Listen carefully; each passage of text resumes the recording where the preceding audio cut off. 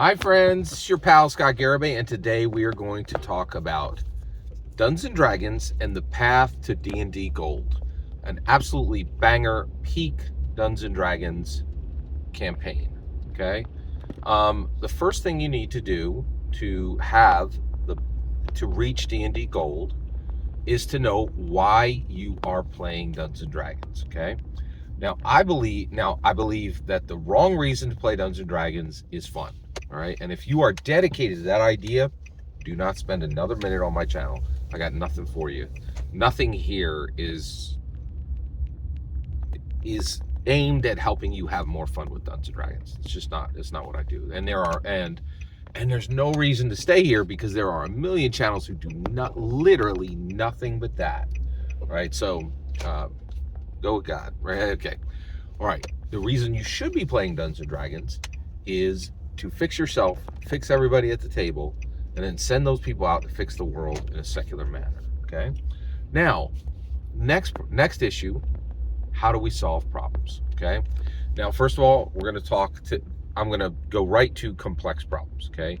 Some problems are simple, right? Here's a good example.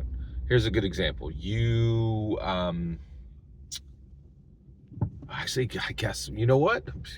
I guess all problems are complex. Here we go. Okay, let's get into it. Okay, so you start out, right, and you want to have D&D Gold, right?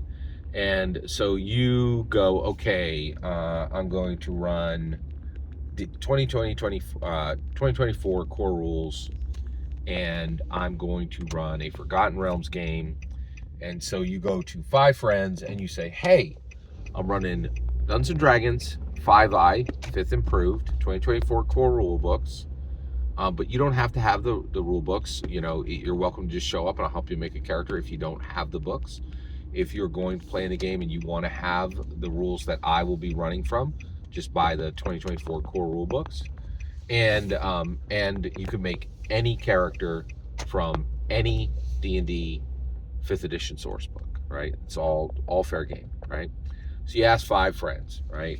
And they say, and here's the only problem you would actually have. If you got 4 no's, you wouldn't have a problem. You could run with 1 person. But let's say you get 5 no's. Everybody's like, nah, I'm not down with that, man. I'm just not feeling it. Now you got a problem, okay? Now, how do you fix the problem, okay? This is interesting. The reason we're talking about this right now is I recently had a problem with my health, okay? So I had this, okay, if you're looking straight on at me, right, on my right side, I would get a pain in the middle of my back, okay? And that pain would radiate around to the front. It would go around the side of my body, right? Like it was tracing along a rib, right? And it was about halfway through it was about 3 inches below where my heart would be. My heart's on the left side, and it was only on the right, and it was happening really frequently, and I had no idea why, right?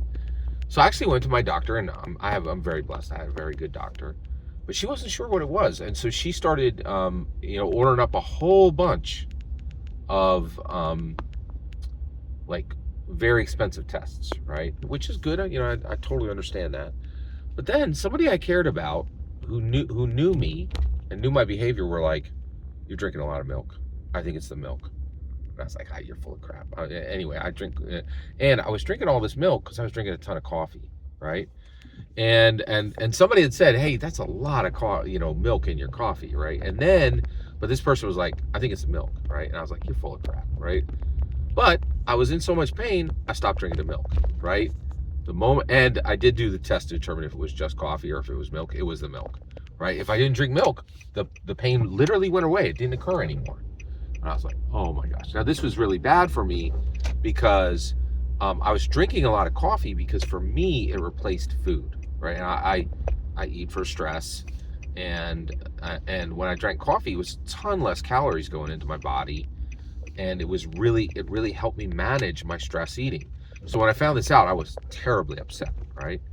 But what's really interesting is the problem could not be fixed until the problem was diagnosed, right? What is causing the problem, right? And and here's the issue. And I had applied fixes, right?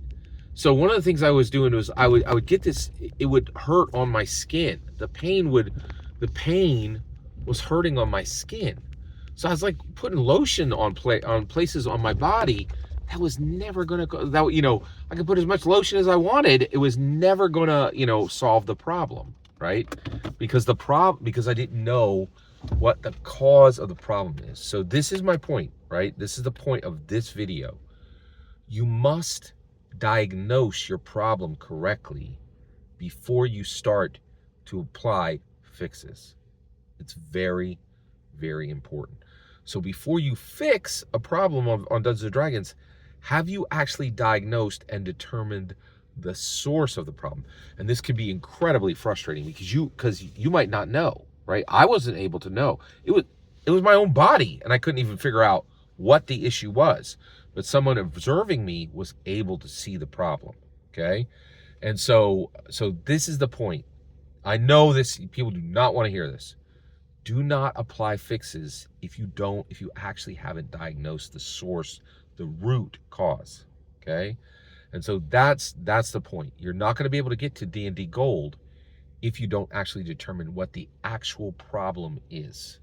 Every single word you just heard in this video is my humble opinion. The important part is when I get to hear your humble opinion. When you get in the comments and send your traffic. Please consider like, subscribing, and have a fetch millennium.